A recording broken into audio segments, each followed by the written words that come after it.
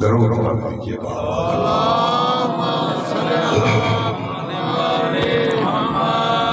میرے محترم 20 منٹ وقت ہے میرے پاس.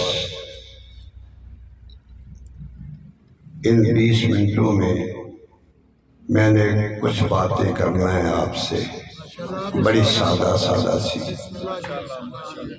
بوڑھا آدمی ہوں، جوانوں جیسی باتیں نہیں کر سکتا.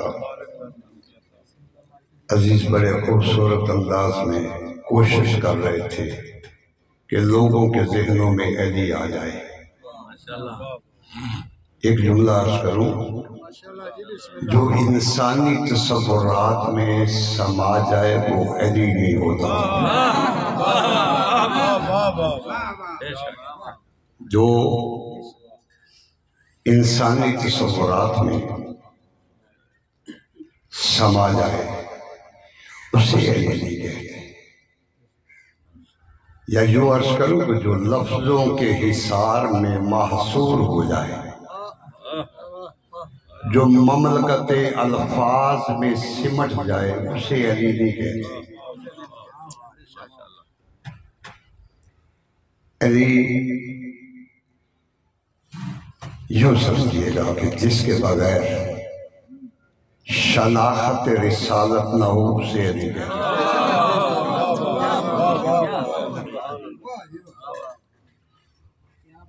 جس کے بغیر شناخت رسالت نہ ہو اسے علی کہتے ہیں.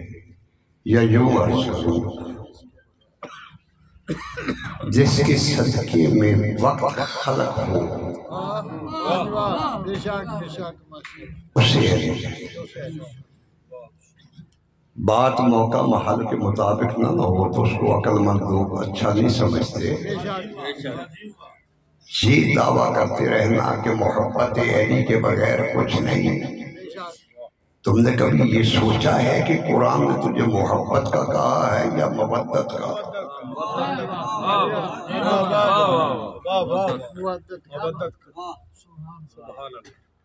تیرے پاس کیونکہ لفظ نہیں ہے. تو جس زبان کو جانتا ہے اس کے دامن میں اتنی وسعت نہیں ہے کہ وہ مودت کا معنی کر سکے. یہ لولی لنگڑی لغتیں لے کے چل رہا ہے. محبت تو عربی کا ایک مصدر ہے، مودت بھی ایک مصدر ہے. مودت کا معنی محبت ہرگز نہیں. آپ نے جملہ سنا ہوا ہوگا کہ محبت کی نہیں جاتی، ہو جاتی ہے. محبت غیر اختیاری عمل ہے. تو نے جہاں کوئی چیز اچھی دیکھی تجھے اس سے محبت ہو گئی. تو نے دیکھا بھی لوگ نجس العین کو گھی کھلا رہے ہیں، اولاد بھوکی مر رہی ہے. کیوں؟ ان کو کتوں سے محبت ہو گئی. وہ اس کو گوشت بھی کھلا رہا ہے، وہ اس کو دودھ بھی کھلا رہا ہے، وہ اس کو مکھن بھی کھلا رہا ہے. بچے جو ہے وہ بھوک سے تڑپ رہے ہیں. کیوں ہے ایسا؟ اس لیے کہ محبت غیر اختیاری عمل ہے. محبت کی نہیں جاتی، ہو جاتی ہے. اللہ نے قرآن میں مودت کا حکم دیا ہے. مودت اختیاری عمل ہے، بے اختیاری نہیں.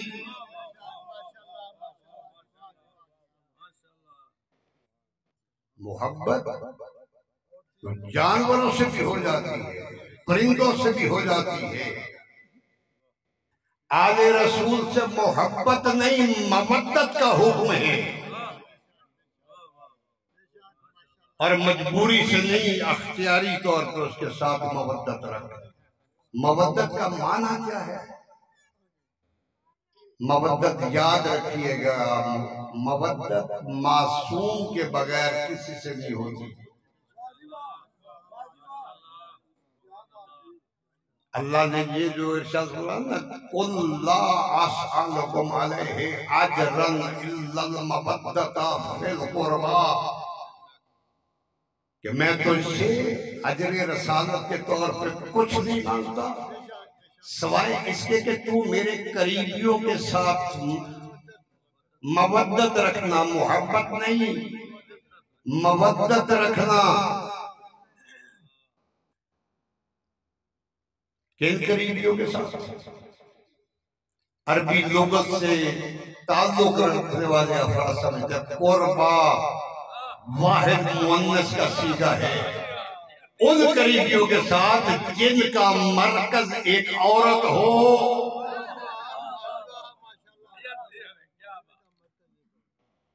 جن کا مرکز ایک عورت ہو۔ حدیث کے ساتھ پڑھتے ہو، جب پانچوں ہستی چادر کے نیچے آ گئی تو ملائکہ نے پوچھا جبرائیل بتا تو صحیح، تو ہر روز جاتا ہے وہی لے کے، یہ کون ہے اس کے نیچے؟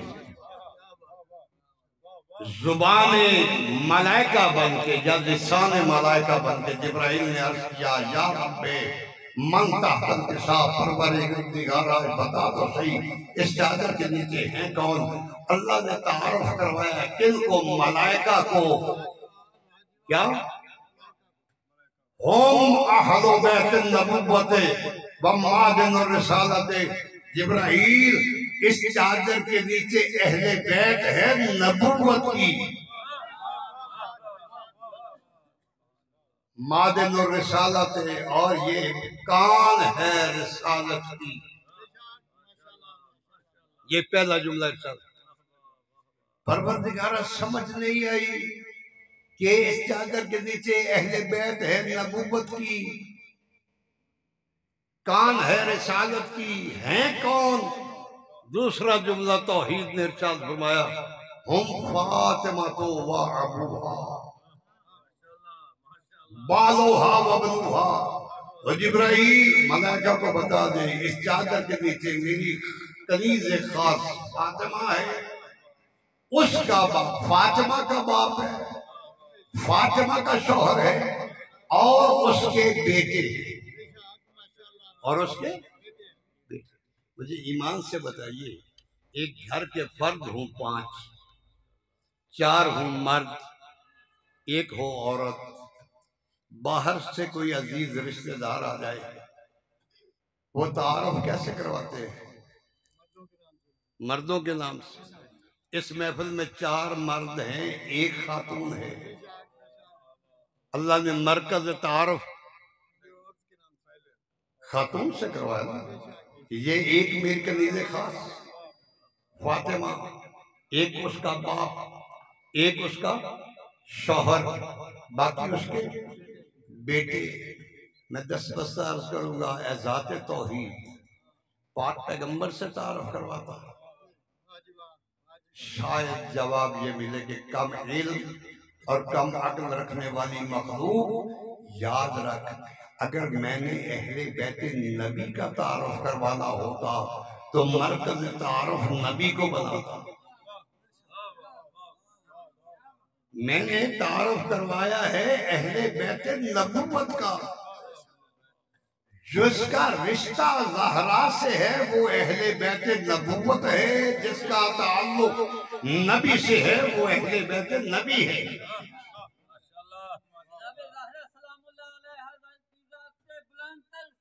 اللہم صلی اللہ علیہ وسلم۔ کافی سارے اذہان میں یہ بات سما نہیں سکی، نبی اور ہے، نبوت اور ہے۔ نبی اور نبوت اور ہے۔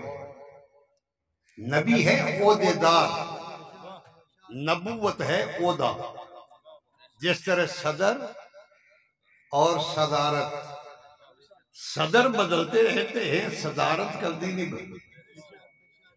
جب تک وہ صدر رہا اس وقت تک اس کو پروٹوکول ملتا رہا، صدر کے منصب سے ہٹا وہ پروٹوکول ختم ہو گیا۔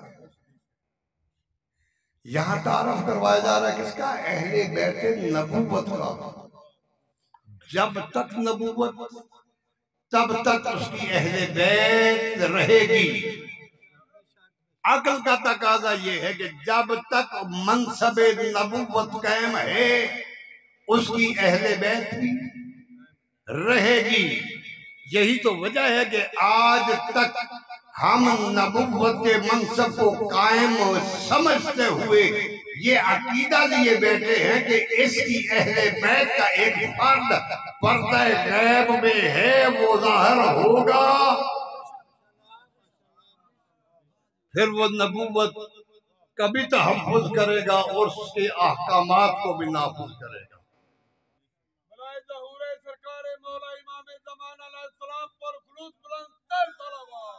اللہم صلی اللہ محمد۔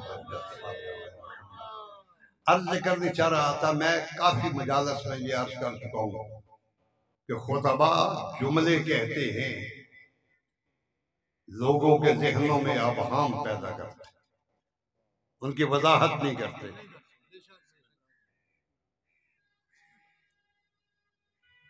میں نے شاید پچھلی مجلس میں بھی یہ عرض کیا تھا، میرے سامنے وہی چہرے موجود ہیں کہ یہ پورا بدن اگر اس کو ترازو کے ایک پلڑے میں رکھا جائے، زبان کو کاٹ کے ترازو کے دوسرے پلڑے میں رکھ دیا جائے، وزن میں کوئی نسبت بنتی ہے؟ جی نہیں۔ تو پھر تو نے کیسی سمجھ لے؟ تیری زبان علی علی کرے، تیرا بدن جو ہے وہ سیرت جدید پہ چلے، تو پھر اپنے آپ کو مومن شیعان علی کا فرض سمجھے۔ امام جعفر صادق علیہ السلام جا رہے ہیں، اللہم صلی اللہ علیہ وسلم۔ آگے سے دو بندے ملے، دست بوسی کی، عرض کرنے لگے مولا ہم علی کے شیعہ ہیں۔ امام کا چہرہ سرخ ہو گیا، فرمانے لگے میں جعفر صادق کے سامنے اتنا بڑا جھوٹ؟ علی کہا نہیں مولا، ہم جھوٹ نہیں کہہ رہے، ہم علی کی شیعہ ہیں۔ امام علیہ السلام فرماتے ہیں کہ کیا تم ابراہیم جیسا قلب سلیم رکھتے ہو؟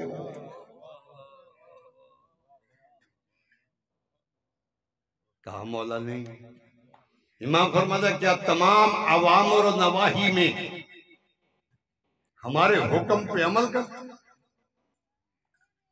کہا مولا نہیں، کوشش کرتے۔ مولا فرماتا تم فقط ایک کام کرتے ہو، ہمارے دشمنوں سے اظہار برات کرتے ہو، ہمارے دوستوں کے ساتھ محبت رکھتے ہو۔ کہا ہاں مولا۔ مولا فرماتا ہے پھر اپنے آپ کو شیعہ علی نہ کہلوایا کر، محب کہلوایا کر، محب کہلوایا کر یا موالی کہلوایا کر۔ تجھے پتہ نہیں شیعہ علی حسن و حسین ہے، یا مقداد و عمار یاسر ہے؟ اپنے آپ کو شیعہ علی نہ کہلوایا کر، محب یا موالی کہلوایا کر۔ کوشش کر جیسے علی کے آگے بلندیاں ختم ہو جاتی ہیں نا، اپنے کردار کو اتنا بلند کر، تو گلی سے گزرے تجھے دیکھ کے لوگ کہیں کہ اللہ رحمت نازل فرمائے جعفر صادق آل محمد پر، جس کے ماننے والے ایسے۔ نماز کی بات ہو رہی تھی، یاد رکھ جس بندے کے دل میں ولایت علی ہے نہیں، وہ نماز تو پڑھتا ہی نہیں، اسے برائیوں سے روکے کیسے؟ وہ تو اس کی ایکسرسائز ہے۔ ہاں البتہ نام علی اس طرح لے نماز میں جس طرح تجھے نبی نے سکھایا۔ تیری وسعت علمی اتنی نہیں ہے کہ تو اپنی مرضی سے مقام علی کا تعین کرے، نانا۔ یہ جو بسم اللہ تو پڑھتا ہے کیا ہے؟ یہ بسم اللہ پڑھتے ہو نا نماز میں، اس کے نیچے والا نقطہ تو مولا فرماتے ہیں آنا نقطہ تم تحت البائے بسم اللہ، میں علی وہ نقطہ ہوں جو بائے بسم اللہ کے نیچے ہے، اور تیری نماز تو نام علی سے شروع ہوتی ہے۔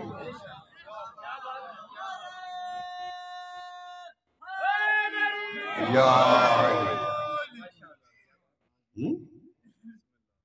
لیکن اس طرح لینا جس طرح نبی نے تجھے بتایا. ہم تو وہ قوم ہیں جنہوں نے اصحاب نبی کا مقام بھی اپنی مرضی سے معین نہیں کیا. ہم نے اصحاب رسول کو اس طرح مانا ہے جس طرح رسول نے بتایا ہے.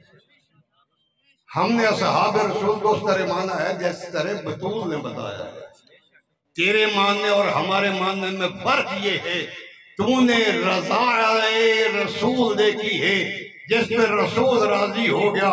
تو نے کہا کہ یہ رضی اللہ ہے. ہم نے اسے رضی اللہ نہیں کہا جس پہ رسول راضی.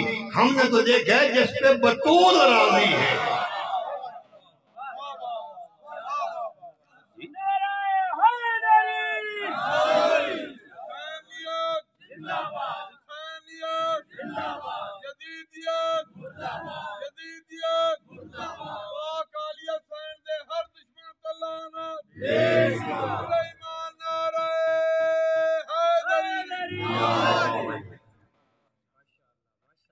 جس پہ بطول ناراض ہے. ہم تو وہ قوم ہے جو ستم و استبداد کی چھڑی کے سائے میں ہم نے سجدے کیے ہیں، سر کٹائے ہیں، لیکن اس جبر و استبداد ظلم کے ظالم کے ظلم کے سامنے ہم نے گردن نہیں جھکائی. آج بھی ہم معیار صحابیت رکھتے ہیں. ہمارے پاس ہم تجھے بتائیں کہ جو معیار شاعر مشرق نے بنایا ہے کہ محمد سے وفا تم نے تو ہم تیرے. یہ جہاں چیز ہے کہ اللہ ہو قلم تیرے ہے. اس کا سوٹی پہ تول جو بندہ پورا اترے ہم اس کے غلاموں کے غلاموں کے غلاموں کی پاؤں کی خاک کو اپنی آنکھوں کا سرما بنانے کے لیے تیار ہیں. لیکن جو بندہ اس کسوٹی پر پورا نہ اترے ہماری گردن تو کٹ سکتی ہے. ہم اس کو صحابہ کے صف میں شامل نہیں ہونے دیں گے. کیوں؟ پیغمبر خدا کا سب سے چھوٹا صحابی جسے تو بلال کہتا ہے نا، اس کی طاقت یہ ہے کہ وہ چاہے تو سورج طلوع نہ کرے.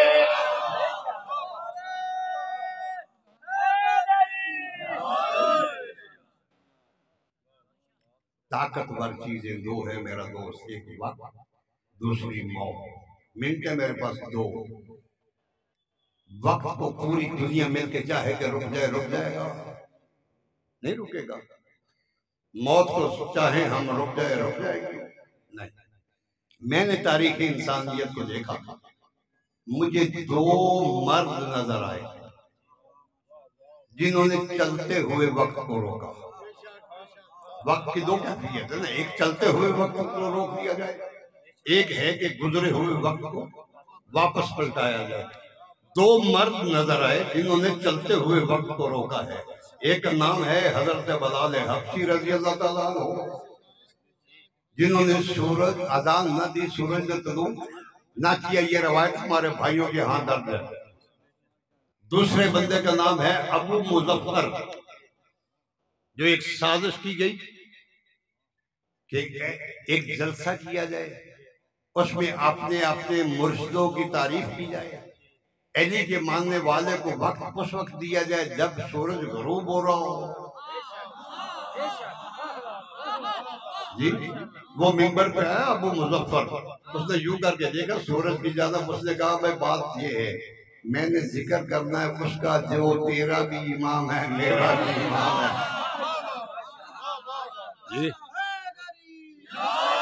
ان دو بندوں نے چلتا ہوا وقت روکا ہے. یہ نہ نبی ہیں نہ امام ہیں نہ معصوم ہیں. ایک نبی کا غلام ہے، دوسرا علی کا غلام ہے. اپنے گریبان میں جھانک کے دیکھ لینا کہ تم نبی کے غلام ہو یا علی کے غلام ہو. دوسری طاقتور شے کیا تھی؟ موت. یہ انہوں نے تو چلتے ہوئے وقت کو روکا. تو معصوم کی شان کیا ہے؟ علی وہ ہے جس نے اشارہ کیا تو ڈوبا ہوا سورج واپس پڑ گیا. میں اکثر کہا کرتا ہوں غلام کی شان یہ جو چلتا ہوا وقت روک دے، امام کی شان یہ جو گزرا ہوا وقت واپس پڑتا. دوسری طاقتور چیز تھی موت. میں نے دیکھا تاریخ انسانیت میں ایک خاتون ہے جس نے موت کو دروازے پہ روکا، دروازے پہ روک دی۔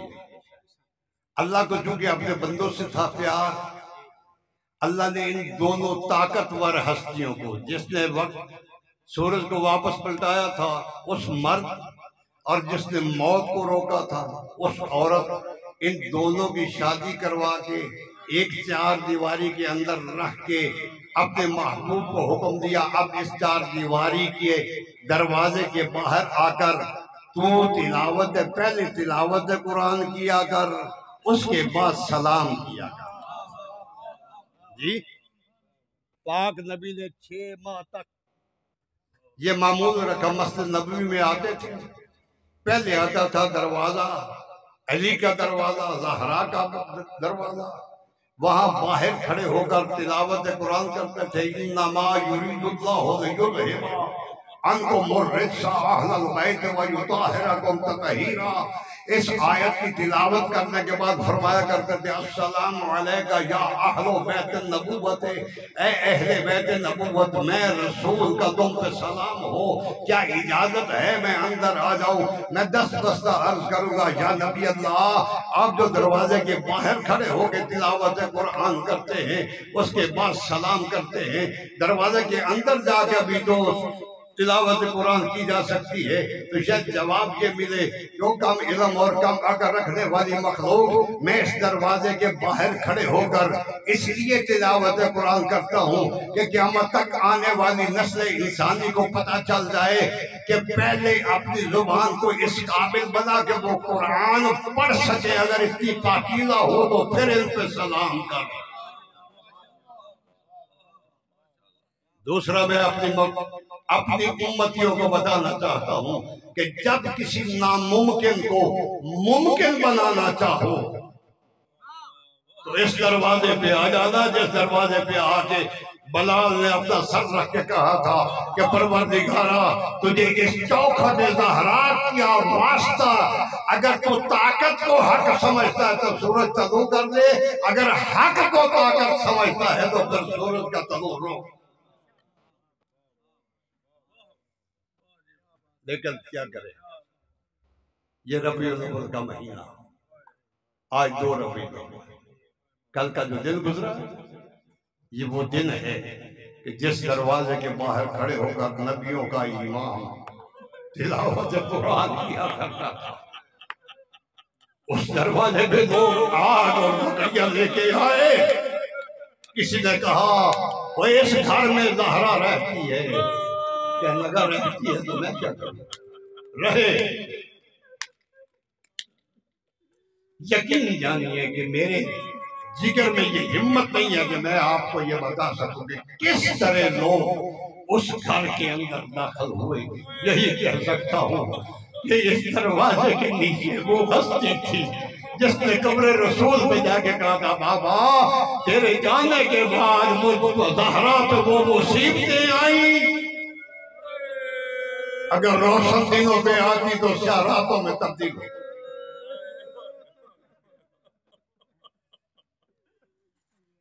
موسیٰ شہید ہو گئے، بطول کو ہوش آیا، آواز دیکھ کہتی ہے اما فیسا بین فیسا، جی آپ کا ساتھ اینا علی ابن ابی طالب،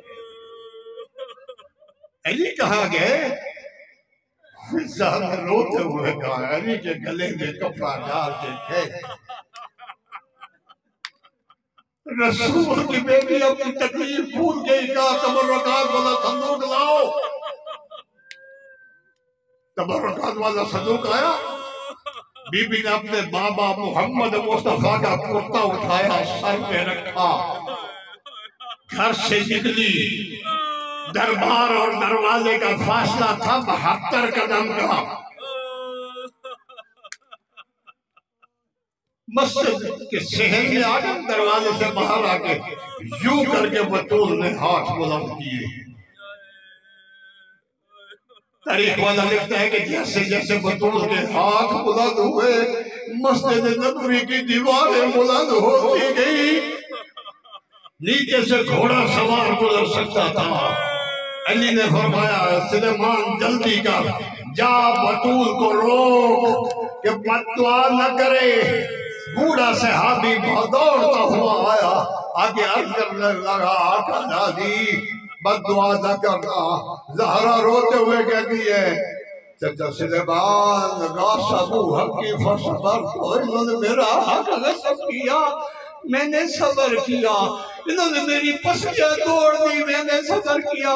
سلیمان کیا چاہتے ہو؟ میرے حسین یتیم ہونے میں خاموش رہوں؟ سلیمان کہتے ہیں نہیں بی بی میں نہیں کہہ رہا، ابو الحسن کہہ رہے ہیں۔ بی بی وہاں سے سیدھی گئی ہے دربار میں، جا کے علی کے ساتھ کندھے کے ساتھ کندھا ملا کے نا بی بی نے ایک جملہ کہا ہے خدا دعائے، جب سوچتا ہوں دل خون کی آنسو ہوتا ہے۔ بی بی کہتے ہیں یا علی اپنے آپ کو تنہا نہ سمجھنا، میں رسول کی بیٹی تیرے ساتھ۔ اللہ لعنت اللہ علی القوم الظالمین۔